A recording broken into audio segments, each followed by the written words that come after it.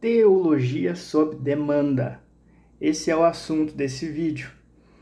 Bom, se nós pararmos para olhar 2000 anos de cristianismo, foram muitos os movimentos cristãos que fizeram a diferença, muitas pessoas que foram fundamentais no contexto onde estavam, e principalmente os movimentos mais frutíferos, aqueles que mais deram certo ou tiveram um bom impacto, foram aqueles que estiveram pautados nas escrituras, estiveram pautados na Bíblia, na palavra. Os cristãos que foram para a guerra para cuidar dos feridos, que criaram os hospitais de campanha. Os cristãos que compravam escravos para dar uma vida livre para eles. Né? Ou um exemplo mais famoso, né? O Martinho Lutero, que lendo as escrituras, ele viu o justo viverá pela fé, e por isso ele fez o seu protesto contra os abusos da Igreja Católica.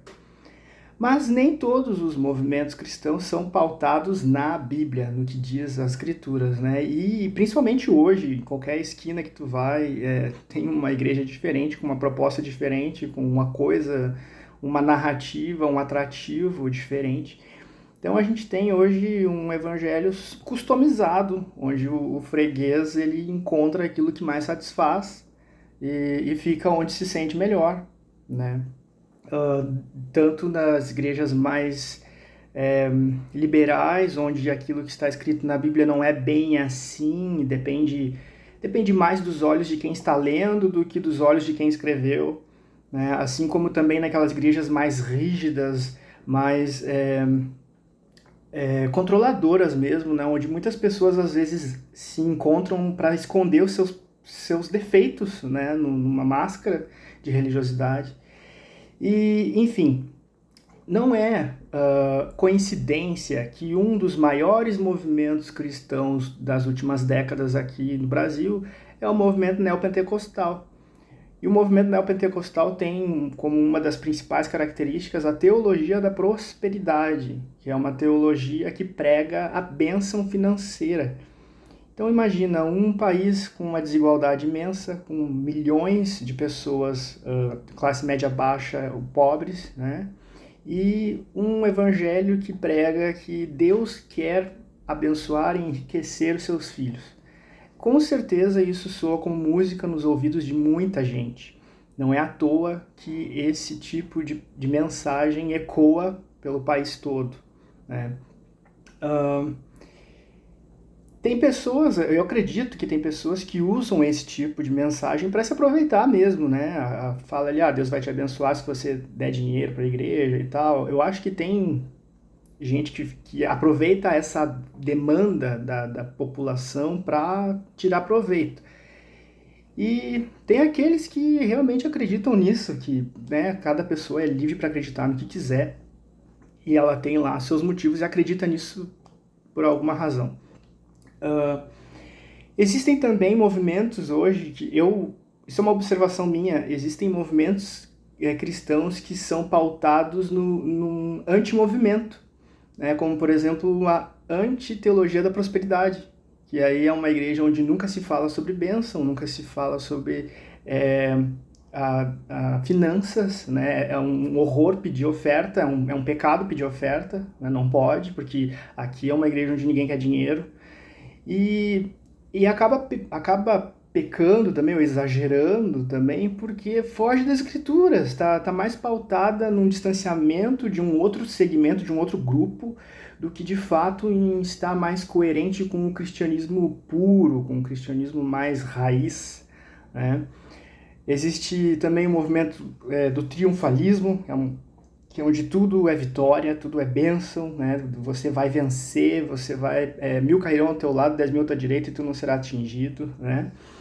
E são mensagens que se utilizam de alguns versículos que realmente estão na Bíblia, que realmente fazem parte, né? Mas que usam para um contexto onde a vitória, onde a bênção é aquilo que eu quero, não aquilo que Deus quer, né? E aí existem, então, os anti-movimentos triunfalistas, os derrotistas, né? onde Deus o livre de falar sobre vitória. Aqui não se fala vitória, não, aqui se fala só seja feita a tua vontade, não se fala em vitória, não se fala em nada, não se fala bênção, bênção é quase um palavrão, porque a gente não é interesseiro, a gente não está aqui buscando Deus pelas bênçãos, a gente está aqui buscando Deus por outras coisas. E tudo bem, a pessoa tem lá seus argumentos, mas da mesma forma, o que a Bíblia fala?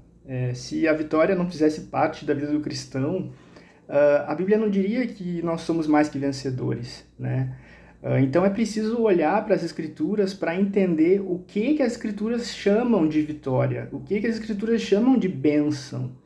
É vencer o quê? É vencer o meu colega de trabalho? É vencer um inimigo? É vencer o quê? É vencer o meu pecado? É vencer as tentações? Então é preciso voltar para as Escrituras, para aquilo que as Escrituras falam, definem para o cristão, para a vida cristã, ao invés de ficar se pautando nesses movimentos que a gente vê por aí e numa tentativa de atender uma demanda que esses movimentos não atendem, né? Eu acho que muita gente conheceu o Evangelho através do neopentecostalismo, mas acabou, de alguma maneira, aprendendo mais sobre as Escrituras e se desiludindo um pouco com aquilo, porque viram que a igreja não estava muito próxima do que está escrito, né? E isso trouxe uma incompatibilidade, uma certa desconexão entre a pessoa e a igreja, o movimento neopentecostal. E então surgiu essa nova demanda dos neopentecostais, desses anti-teologia de prosperidade, anti-triunfalistas. E aí existe esse evangelho também a gosto desse freguês, né?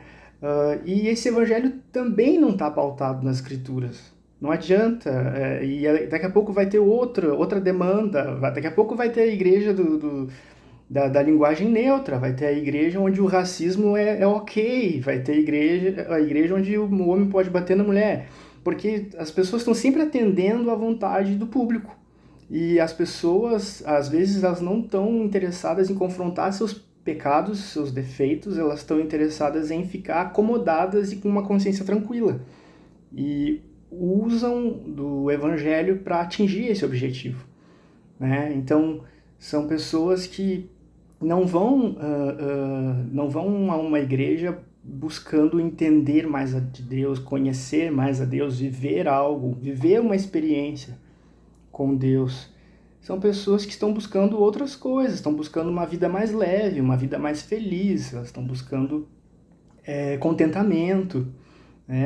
Tem aquelas igrejas que são mais parecidas com um clube, né, onde as pessoas vão porque elas querem ser legais, né? Aquela igreja onde todo mundo é feliz, né? Aqui todo mundo é legal, todo mundo se dá bem, aqui todo mundo viaja para a Europa. São coisas que ocupam o lugar que deveria ser de Deus, né? Deus deveria ser o suficiente para a igreja e para o cristão. Mas hoje, se a gente faz uma análise um pouco mais fria, a gente vê que muitos dos movimentos que existem, eles não se satisfazem só com Deus. Eles querem algo mais, eles querem a riqueza, eles querem o dinheiro, a bênção, a vitória, né? Querem se sobressair sobre o outro, querem a felicidade, querem o bem-estar.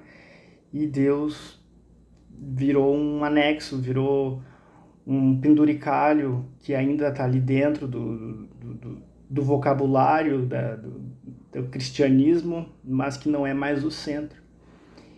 E se a gente olhar para dentro, a gente também vai enxergar isso. A gente vai enxergar que muitas vezes Deus não é o nosso motivo, Deus não é suficiente para nós. E eu digo no sentido de se eu não vou na igreja porque lá tem um problema, eu não busco a Deus porque tem tal coisa acontecendo, tá? Mas Deus não é o suficiente para me motivar? Deus por si só não é o suficiente para me dar força, para me dar ânimo, para eu fazer as coisas que eu sei que eu devo fazer? Será que qualquer empecilho que eu encontro é maior do que Deus, a ponto de me deixar estagnado, me deixar paralisado? Então, muitas vezes, a gente faz isso na nossa própria vida e coletivamente a gente faz isso também, dizendo que Deus não é suficiente para nós. Então, gente, a mensagem que eu quero deixar, no final das contas, é volte para as Escrituras, a gente não tem outra saída, a gente está no mesmo barco, eu também. Mas se a gente quer chegar lá e ser daqueles que não retrocedem, esse é o caminho, ou então a gente fica para trás. Tá bom? Obrigadão, até.